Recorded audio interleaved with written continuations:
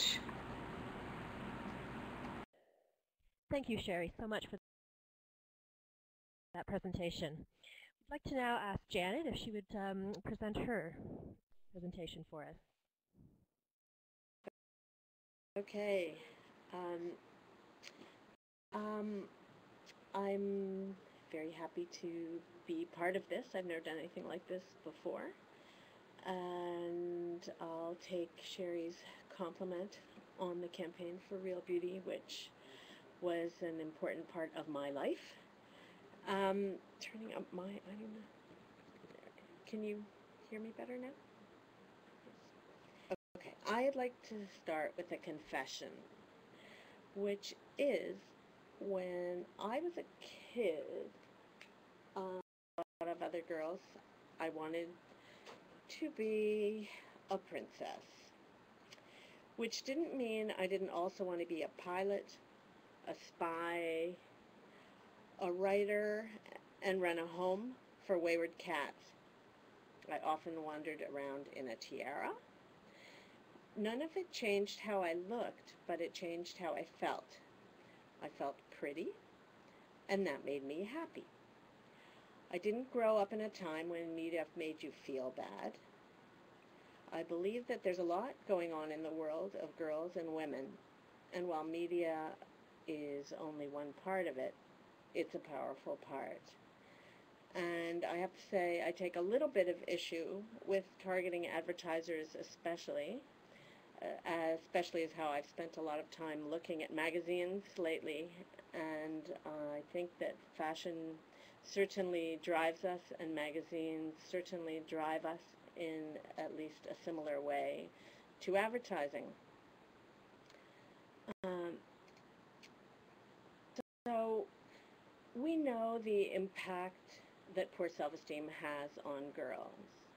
And through a lot of the research that we've done on Dove, one of the things that we're trying to overcome is the fact that 70% of girls avoid activities because they don't feel good about how they think they look.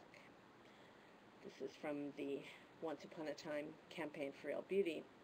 And obviously the media, advertisers, fashion designers, magazines, all have a role to play in this. And I'd like to take you through a timeline that suggests that maybe things are changing, though I couldn't swear to it.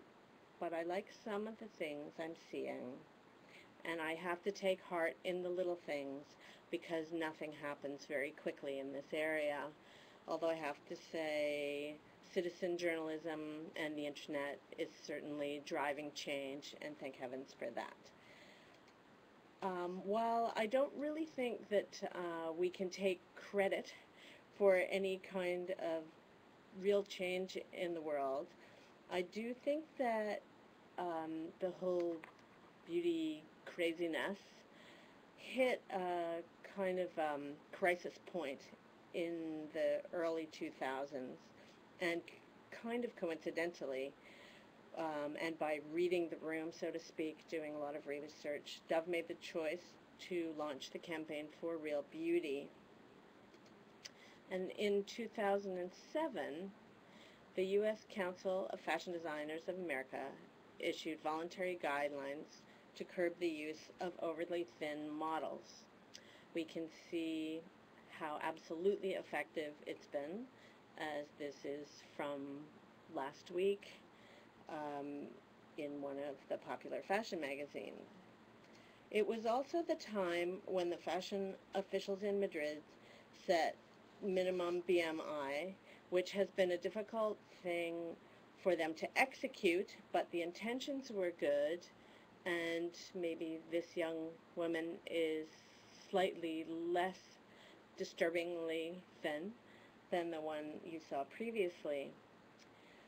In June of 2009, Alexandra Shulman, the editor of British Vogue, said that they at Vogue now frequently, quote, retouch photos to make models look larger. She sent a letter to the largest fashion houses in Europe and America, accusing designers of making magazines hire models with, quote, jutting bones and no breasts or hips, by supplying them with minuscule garments for their photo shoots. One of Vogue's head art directors said, "We used to make them look smaller. Now we have to make the women look bigger." The response was positive, and Alexandra Schulman's influence was considered to be a giant step forward. There is a little bit of finger pointing at the fashion industry there, but I think everybody is calling out everybody else at the moment as